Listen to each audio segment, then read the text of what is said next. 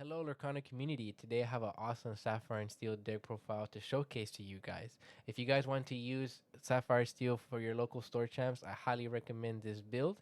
If you've been following me on social media or seen my past videos, I recently just attended the Disney Lorcana North American Championship. I traveled all the way to Anaheim, California to play in the last chance qualifier, and I was able to win my LCQ pod using this Sapphire and Steel deck list. I got my invite to the main event, and I have this awesome invited to the ball promo. What I really liked about this list was the early border control defense that the deck had, followed by a strong mid game with cards like Tinkerbell and Simba, and ending the game closing it out with Ariel, Tamatoa, and Lucky Dime. The locations were very spicy for that format. A lot of people didn't expect it, and I overall loved the way the deck felt. Now, coming back home and getting ready for store champs, I wanted to make the deck a little bit more consistent, and I made a lot of changes, is what you see here, right here on the screen. I will be going over each card into detail as to why I run it and why I think it's good. And all the way at the end of the video, if you do happen to watch there, I do recommend staying to the end because I will be going over mulligans, what you want to see in your opening hand, going on the play or on the draw. If you guys do enjoy the video, please go ahead and hit that subscribe button. It would definitely mean a lot. Leave a comment. Let me know what you guys think of the deck list. Go ahead and also hit that like button. And let's just go ahead and dive right into the deck list. What I really like about this deck is the early game strategy. Instead of playing a card like Chicha, which is very good into Ruby decks, I prefer having that defense because on the draw, I think it's very weak where Sapphire and Steel is, and having this early game pressure is very strong. So to start that off, we're playing three Captain Hooks. I think Captain Hook is very strong in the current meta. Being able to contest any one drop outside of Daisy Duck is very strong. What Sapphire and Steel was lacking was the losing early lore to your opponent, and Captain Hook doesn't need to completely shut down your opponent. It just needs to slow down the bleeding, and I think Captain Hook does that very well. It's also a very nice body against Ruby decks after B prep, for example against Ruby Amethyst, where to protect yourself from getting tremained. I think Captain Hook being able to attack for 3 is very strong, contest pretty much any Amethyst cards as well. Again, on the draw is where Sapphire Steel is lacking, having that early board game state. A turn one popsicle on the draw just didn't cut it for me, and I really like the inclusion of Captain Hook. I highly recommend playing it, especially into any blind opponent, just because keeping Captain Hook in your hand is very good. And he also combos very well with the best 2 drop in the game, Mr. Smee being a 2 cost inkable, hits for 3, and quest for 2.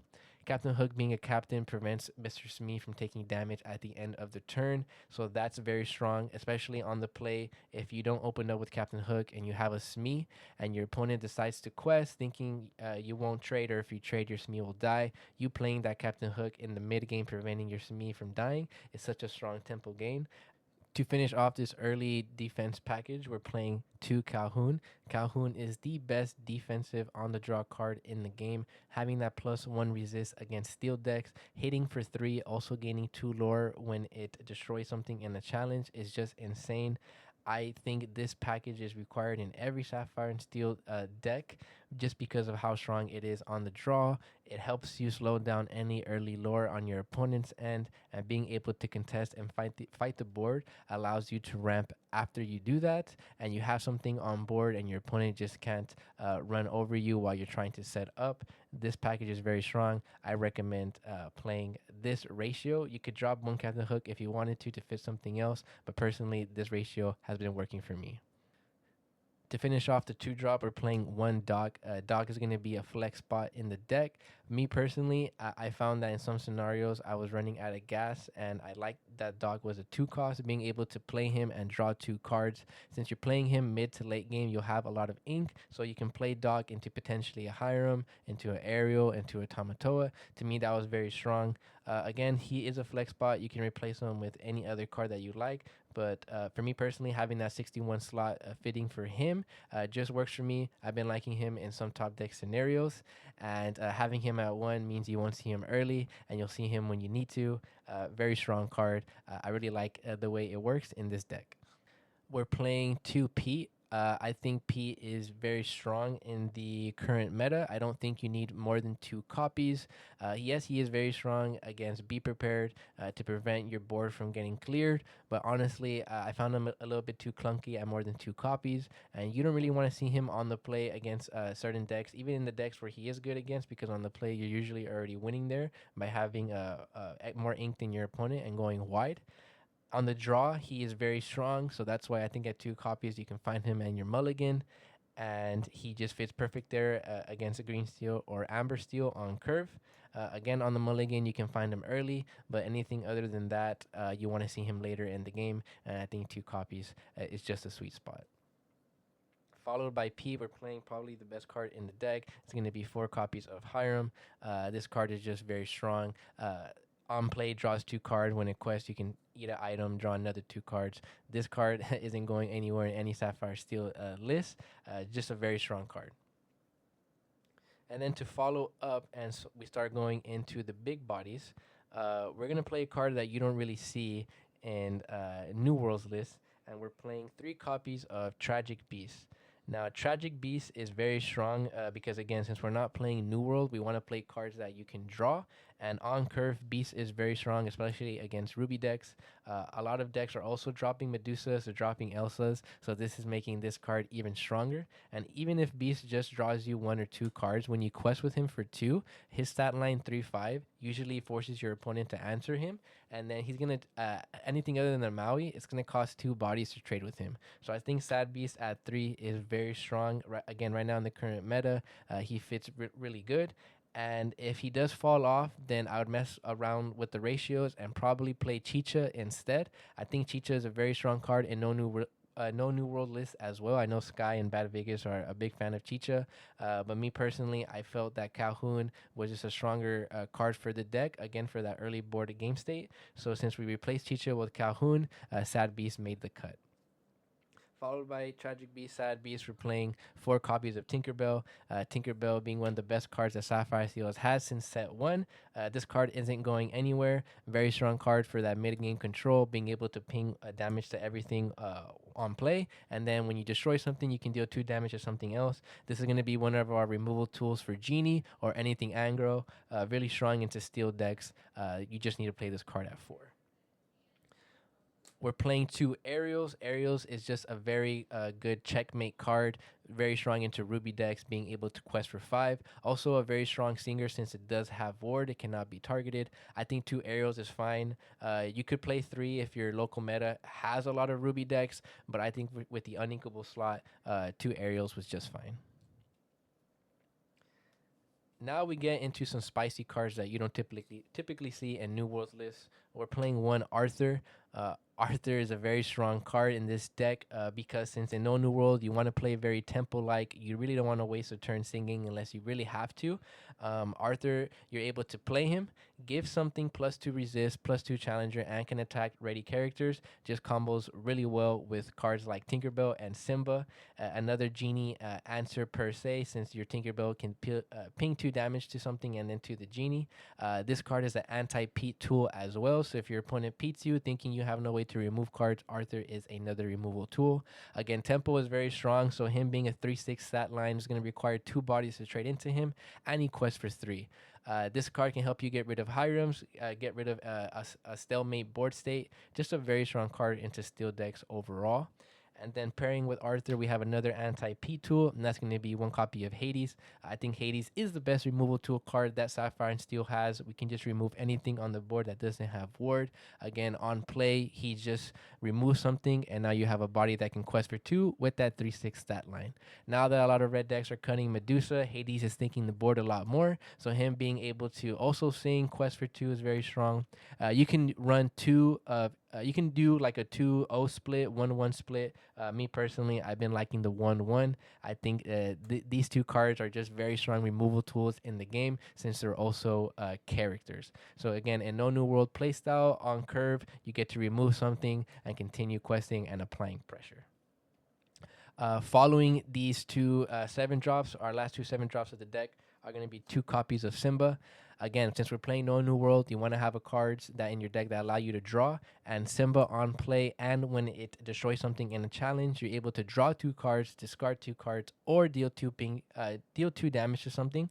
So again, another helpful removal tool for Genie. This combos really well with Arthur as well. And you have a lot of ping damage in this deck. Look at all these big bodies that we're playing. So every turn you're just playing a big body. You're questing for 2. You have a high defensive stat line. Just a very strong 7-drop package compared to New World list. Again, you're playing something on curve every turn. So having these bodies back to back is just impacting the board.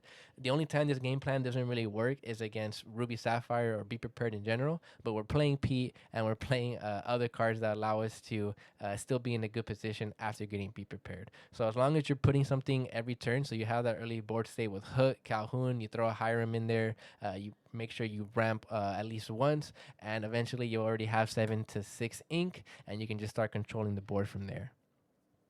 To finish off the characters, we're playing arguably the best card to run in No New World, and that's going to be 4 Crabs, aka Tamatoa. Tamatoa is a very strong card since we're playing a lot of items. Since we're ramping, you can play Tamatoa out very fast into Ruby decks. With that 5/8 stat line, it's just insane. This card pairs really well with our deck again because we're playing Hiram, we're playing the item package, we're playing Lucky Dime. This card will help you close out games, and it's very strong against steel decks. A lot of Amber decks are not playing World's Greatest Criminal Mind either.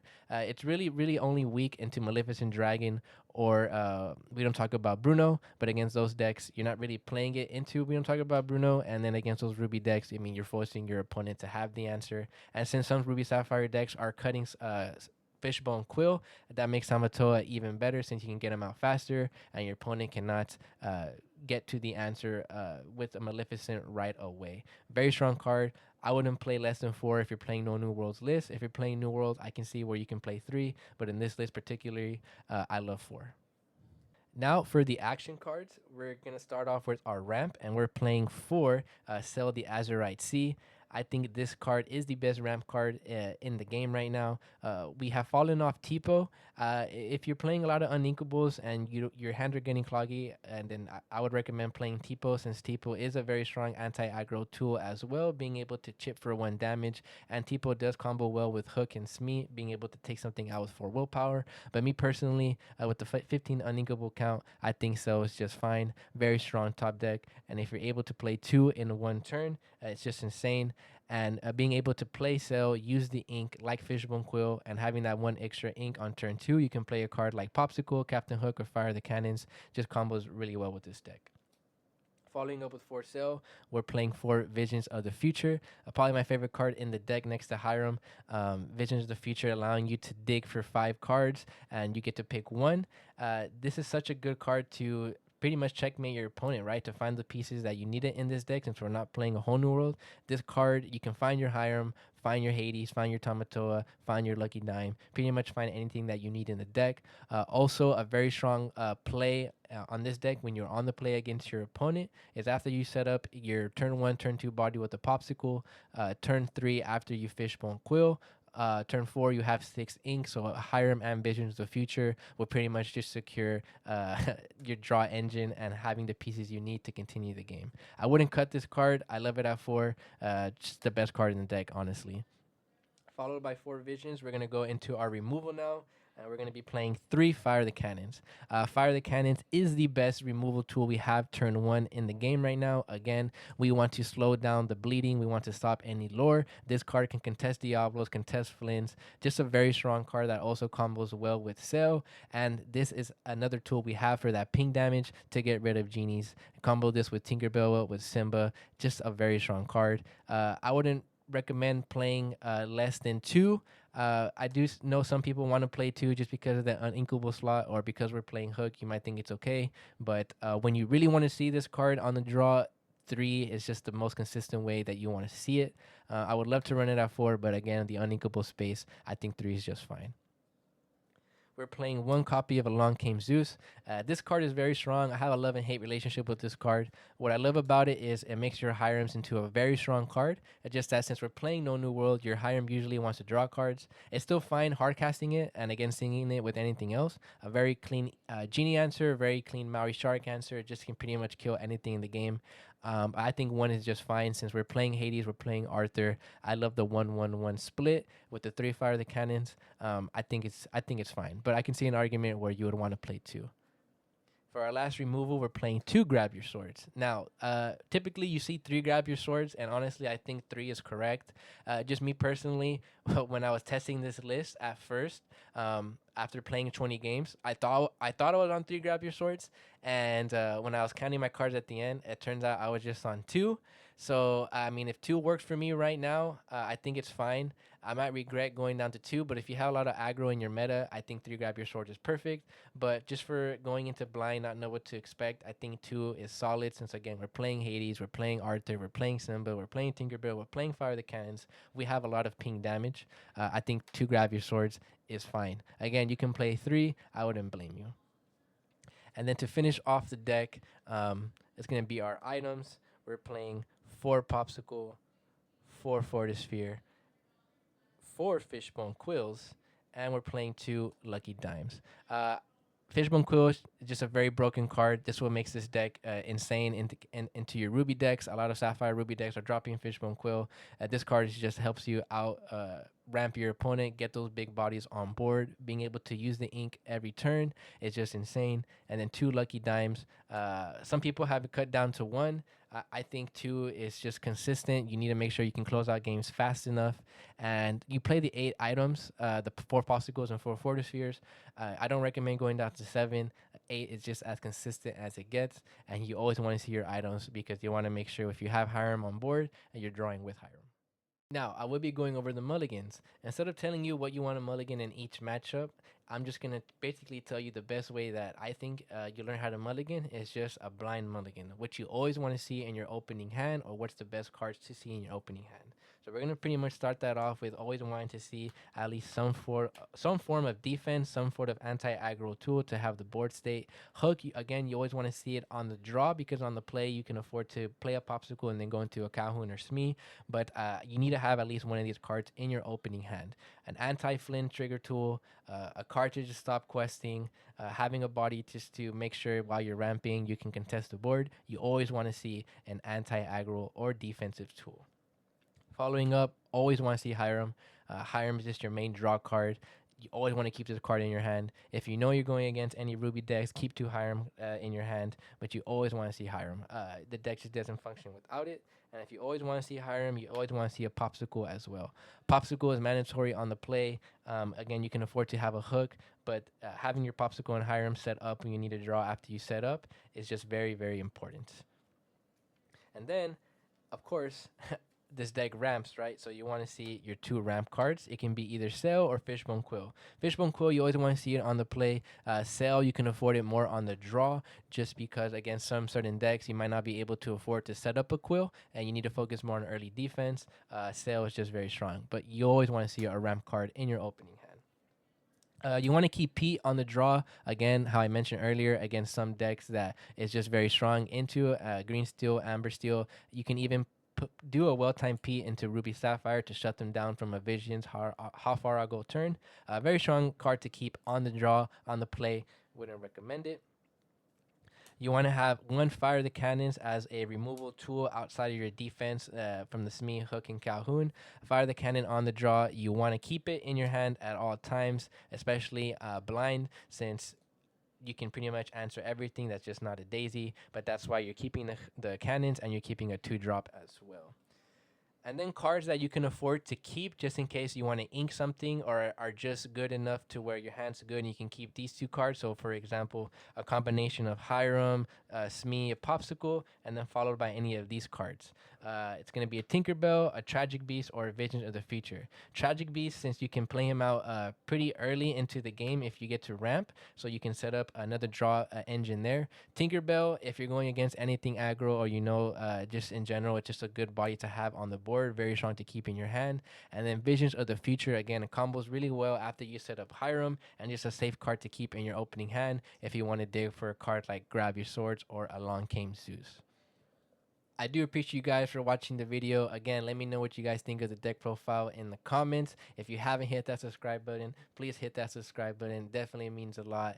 And I really do enjoy doing this content for you guys. I have a lot of awesome videos coming out this month, so stay tuned for that.